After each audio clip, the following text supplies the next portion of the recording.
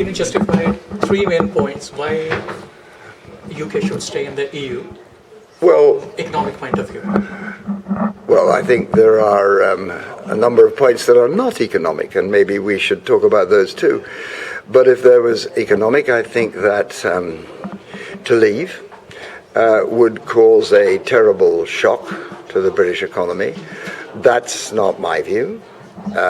I would recommend to people do not listen to those on either side, listen to the independent voices. All 10 of the major international bodies respected, who have no part in this, are completely independent, has made the case that if Britain leaves, it will push us back into recession. And by the way, be very destabilizing for the global economy too. Now, the response from the Brexit side, by the way, no independent forecaster agrees with Brexit. Is they're all wrong? Well, they may be wrong. Who knows? Some of them may be wrong, but all of them? So, well, I suppose that is possible. They're all wrong. Only Mr. Johnson and Mr. Farage are right. Pigs might fly. So what are you going to take a bet on? The 10 independent economic forecasters who are unanimous in their view that removing ourselves in the European Union would severely damage our economy, or Mr. Boris and Mr. Boris Johnson and Mr. Farage, who have not a single expert who's supporting their point of view. Second point, I think economically that if we were to leave, we would save 8.7 billion, but we would lose that overnight with 23 billion pounds added onto the price of our goods sold into our largest market by far, 45% of our market. When it comes to trading with those beyond the European Union, which they say is being stopped by European regulation, how come Germany does 3 times more than we do under the same burdens? How come that little Belgium does more trade with India than Britain does? And the answer is there's nothing to do with the regulation. The answer is it's all to do with the fact that we're not competitive enough. So do you think that the EU system as a whole is democratic in itself? Well, I don't think it's sufficiently democratic, no, but it's more democratic than Westminster.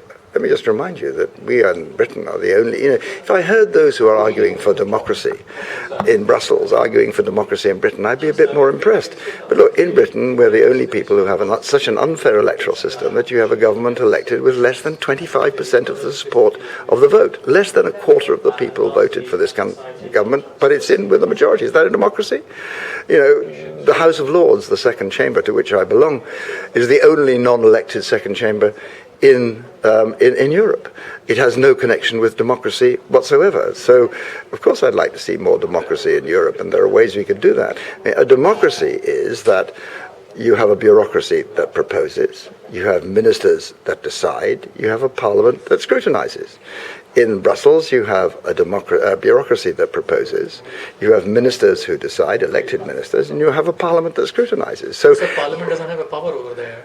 Well, the Parliament does have a power. It has a power to scrutinise. Parliament in Britain doesn't have a power either. It has a power to scrutinise.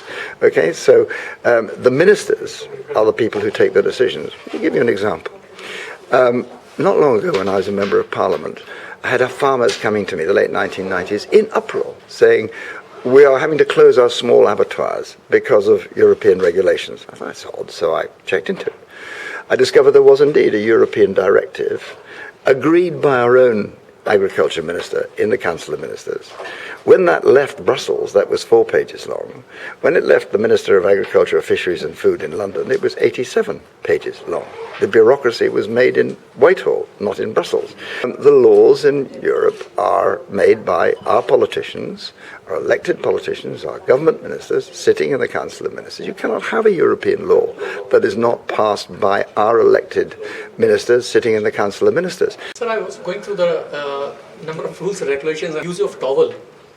They make 450 laws, regulations for use of a towel. For use of a toothbrush, they make around 31 laws. Well, I mean, really, I don't know where you get these figures. For the toothpaste, they're making 73 laws. I don't know where you get these figures from, but I can absolutely assure you that there are no laws about the use of a toothbrush, because those are laws passed by our own ministers. But if there are problems with European laws, then it is nothing to do with the bureaucracy. It is our own ministers elected who have made made those laws. And sir, how do you think that those minutes what they discuss, they are being noted down? Because when I'm going through, they said that whatever they discuss, it's all done basically in the private doors. Nothing basically. But look, I mean, there are statutory instruments, of course there are, that are produced without having to go through. There are statutory instruments in Britain. I mean, we are dealing daily with statutory instruments invented by the minister to come through. So whatever applies in Brussels is exactly the same as applies here. You can pick ludicrous examples. By the way, I really need to see this chapter and verse. So far you've said it. I've never seen anything like it, and it strikes me as being extremely... The fundamental fact, no law is made in Brussels except by our own elected ministers in the Council of Ministers. That's the bottom line. Okay, so according to you, no rules are made in Brussels except made by our Council of Ministers. Made by the Council of Ministers in exactly the same way as they do in Britain. Now, there are some equivalent of statutory instruments, which the ministers will then make without going through the Council of Ministers, but it's exactly the same as you find in Westminster. So you think that the whole process of system of EU is transparent? It is accountable? No, I didn't say that for a moment, but what I did say is that it is a lie. It is a straightforward lie to say that bureaucrats make laws in Brussels who are unelected. It's our elected ministers. Of course, I want to see it made more accountable. Let me give you an example.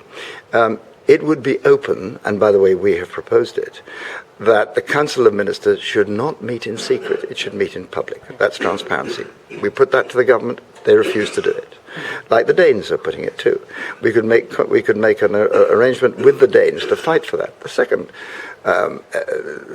point is that the government or the Brexiteers say Parliament doesn't have control. It can have much more control. We could do what the Danes do. They mandate their ministers before they go to the Council of Ministers. They give them instructions from Parliament. They interrogate them when they come back. Do we do that in Britain? No. If you want to make Europe more democratic and accountable, you can do so. We have chosen not to, but to blame Europe for things which they do instead. It's easier to do that than actually change things. Okay. Do you think that staying in the EU, immigration will increase or it will decrease? Well, I think immigration is a really interesting point, so let me see if I can make this broader point to you.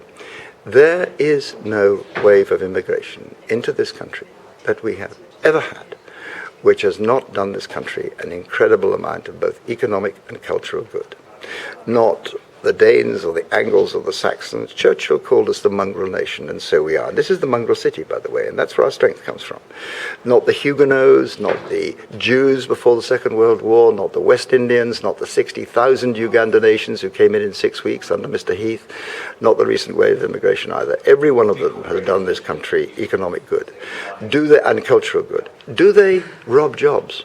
No, we've got full employment. How can they rob jobs when there's full employment? Do they undercut wages? There's no evidence for it whatsoever. Here is the problem in Britain, the problem which I think people need to understand. It is not that immigration is unsustainable in Britain. Our present economic model is unsustainable because we have a top-heavy aging population and too few people in the working section of the population paying taxes. Why are our services overloaded?